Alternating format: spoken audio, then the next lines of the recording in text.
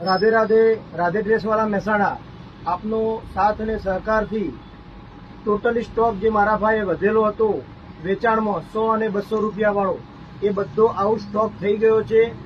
અને હવે કોઈ કોલ કરશો નહીં, કારણ કે કાલ બરોડા, સુરત, અમદાવાદથી કોલ આવ્યા છે. તો માટે આઉટ ઓફ સ્ટોક થઈ ગયો છે ચણિયાચોળીનો.